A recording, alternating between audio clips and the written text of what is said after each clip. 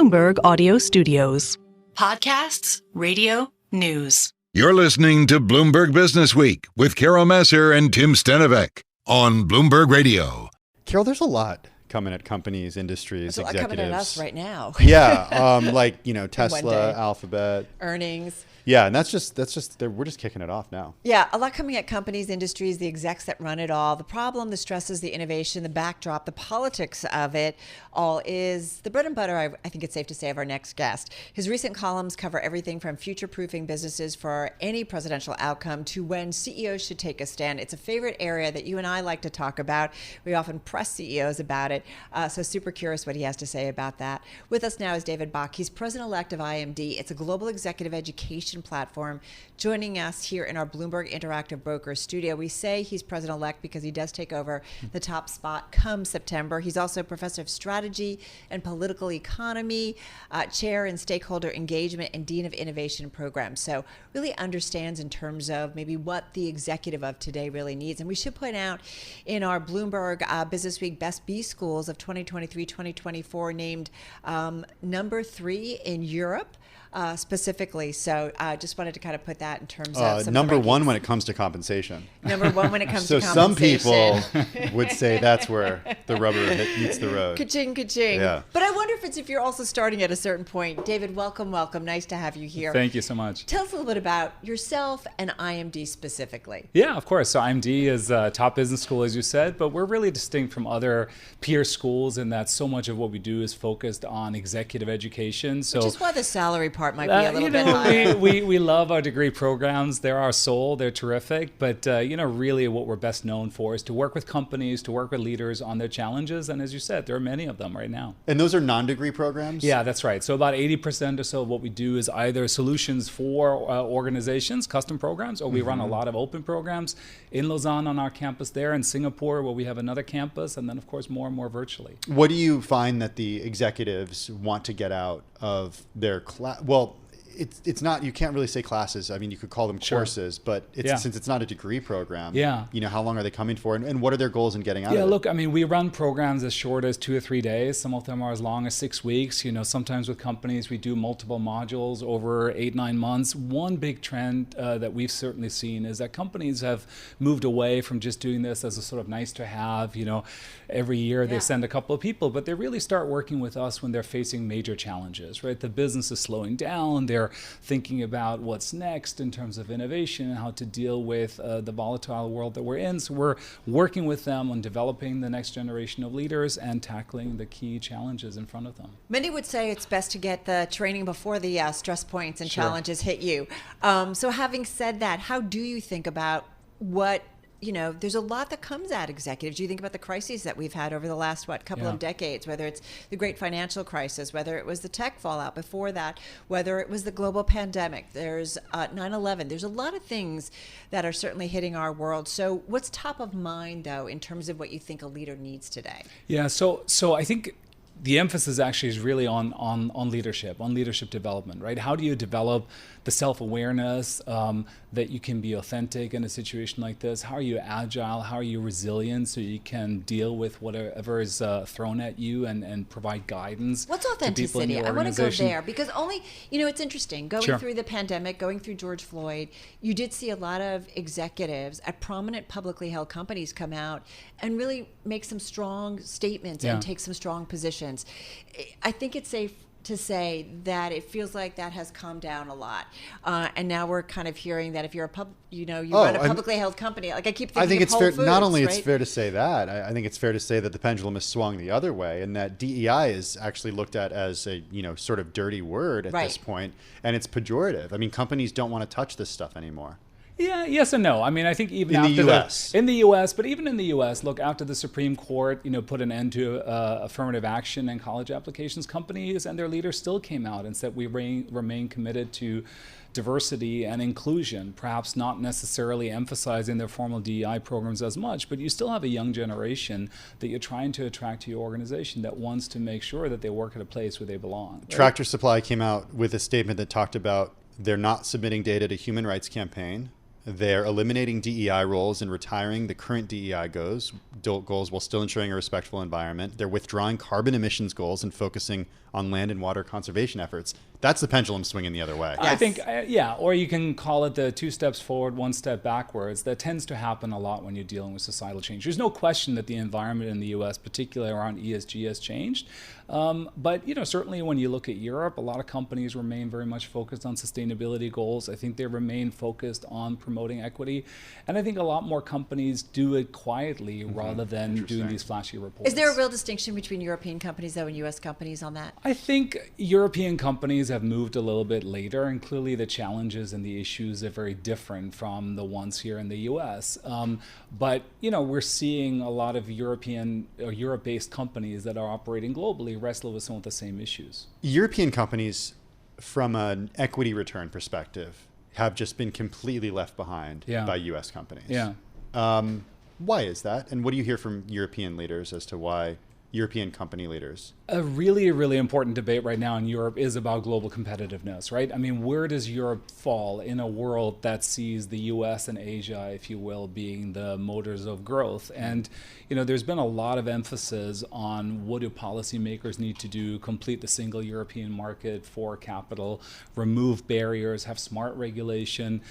So there's a lot there that needs to happen. I think European CEOs feel generally sort of pretty optimistic about the opportunities in front of them, but they're looking for policymakers to lend more of a hand and not put roadblocks in front of them. The election outcome here in the United States, what's the advice? How do you kind of prepare the current C-suite and leaders today for the outcome? So we had a session at our school at IMD a while back. Well, we're actually just about a month ago. And of course, it was like Biden or Trump. How do you future-proof your business? And now it's not Biden. We'll see if it's Trump. But it was fascinating because so many business leaders around the world are so dialed into what is happening in the U.S. They're following everything because the implications are going to be so vast. And so one thing that was really interesting was actually we gave them sort of policy positions on cards. Half of them were Trump positions, the other half were Biden positions, but we didn't indicate which ones were Trump or Biden. And the first thing that was fascinating was we asked them to pick, on each issue, on a range of issues, the one that was best for their business. Nobody had a straight Trump or a straight Biden. Right? So love that. Isn't that interesting? What does that tell you? Well, what it tells you is that the business that agenda... That they're uninformed? Cool. Or No, just what? No, but I think what it tells you, we also mixed in some positions that we made up, and those were quite popular on top of it. So I think what it tells you is nobody is going to get the kind of policies across the board that they're looking for, at least in terms of sort of global CEOs. What were the policies that in general... Well, we had issues around what are you doing around sustainability and supporting electrification. There are questions around trade. There are questions about tech regulation, for example, right? Competition policy, antitrust policy. And, nobody was thrilled with what they got from either politician. Is there a takeaway for what the next administration needs to do for business globally? I think the takeaway or business in the U.S. I was going to say, well, first of all, I think the takeaway is that as a business leader, you just have to think about how do we insulate our business somewhat, right? What are some of the things that we should do no matter what? What are the big trends? Policy in the U.S. is going to be somewhat volatile. There's also going to be the question of, what can you get through Congress? What actually survives the courts?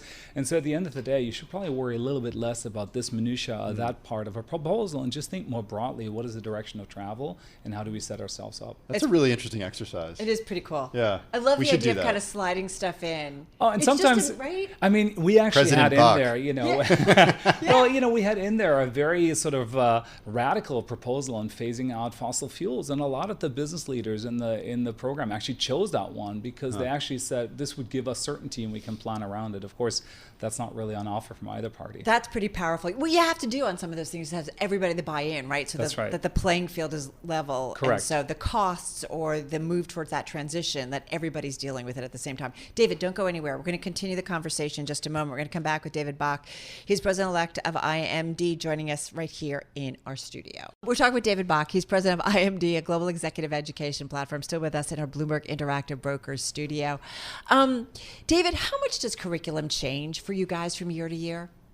So we never teach the same thing twice. It does change quite a bit. We're emphasizing a lot, of course, right now, the impact that AI is going to have on the business. We're thinking about AI both as a pedagogical tool, so how do we use it to personalize learning, but of course also what does it mean for business? What does it mean for service delivery? Where do you go in terms of innovation? So there's always some change. I think that's the most recent area where we're reworking it, but of course, a couple of things remain there. There's some foundational skills to sort of adapt only in terms of the way we deliver them. I'm wondering how much of your time is spent in the classroom, or when you become president, how much will be time in the classroom versus out there raising money for the school? In the US, you went to Berkeley and Yale, so you understand how things work here in the US. The deans spend so much time raising money. Are you going to have to do that? Yes. So I expect that I'll be spending the majority of my time externally oriented, right? That includes meeting with folks like you and sharing a little bit about what we do, but of course also meeting with our clients, meeting with alums, meeting with donors.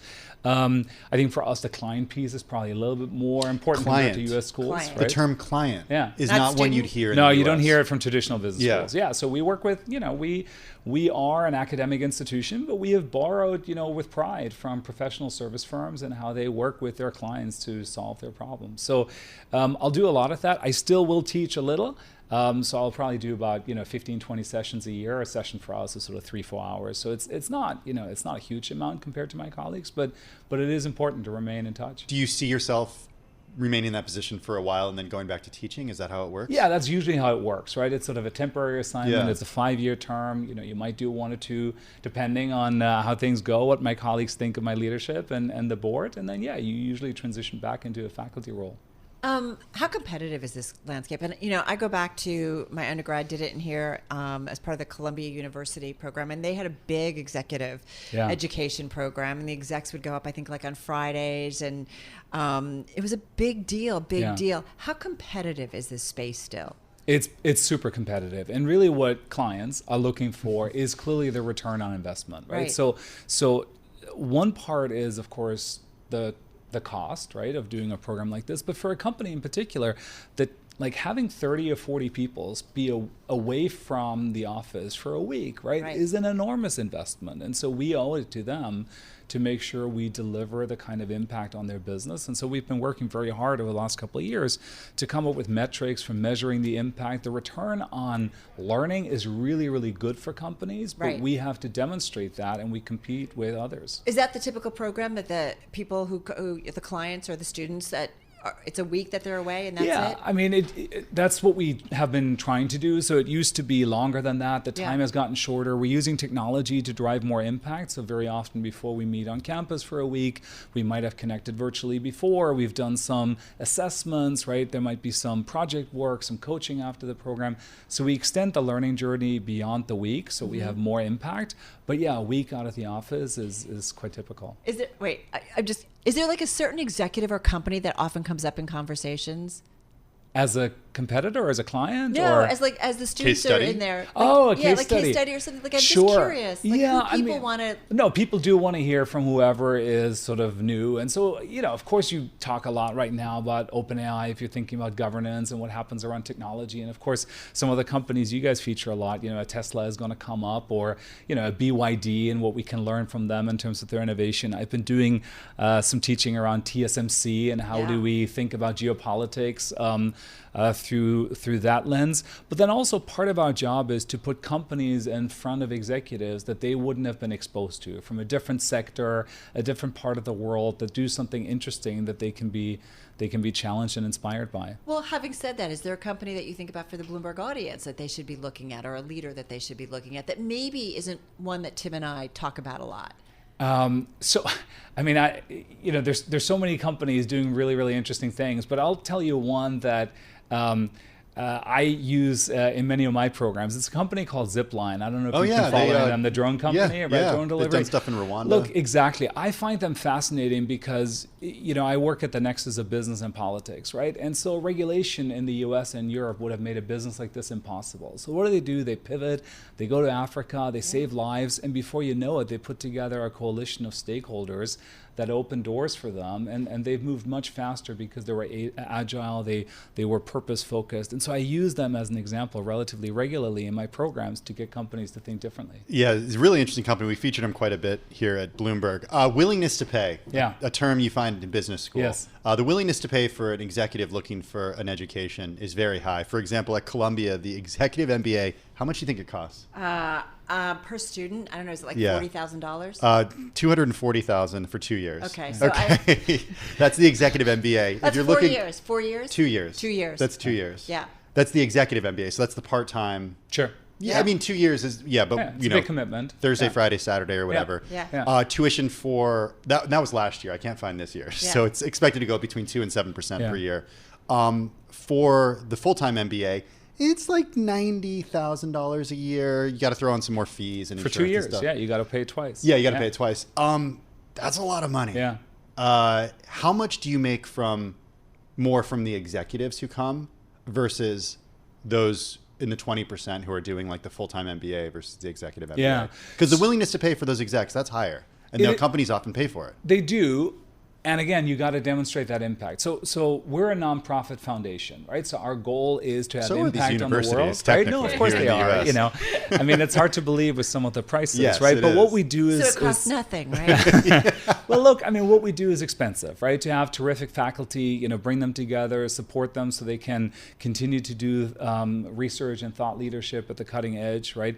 It's not cheap, and we put a fair amount of effort on raising funds for scholarships and running programs or doing initiatives that make programs accessible. But you're quite right. There are lots of options. So you were asking me before about competition. There are other top business schools, of course, that we compete with, but there are a lot of other providers. There's a lot of great content available. And so you really have to work hard on how do you design things that are impactful? How do you have pedagogy that lets people learn? As people get older, it gets harder to learn. So you got to think harder about how do I put them in situations where they can learn. And so we're making ourselves accountable for the ROI that we're generating. And when we can demonstrate the impact of learning, then the willingness to pay is clearly there. I think that's true both for degree and non-degree education. All right. So just because we are Bloomberg, so for a week, what does it cost for a student? Yeah, so we run week-long open programs. They tend to cost about $10,000 to $12,000 for a week. For an individual? For an individual, right? Okay. Now again, we call it a week, but it may have started 2 weeks before with some exercises and activities and assessments and continues beyond that. We have some programs that are 3 days, 5,000 to 6,000. And then of course we have more affordable options. We run what we call sprints, 2 weeks, an hour a day, usually online, and those are about $900. So it's still an important investment, but we do try to meet people at different price points. Very cool stuff. No, a lot of specifics, which makes it super interesting to hear about. David, thank you so much. Good luck. Thank you. I appreciate it. Look forward to future conversations. David Bach, he's president-elect of IMD, soon to be president come September. As we said, it's a global executive education platform, joining us right here in our studio. David, thank you so much again.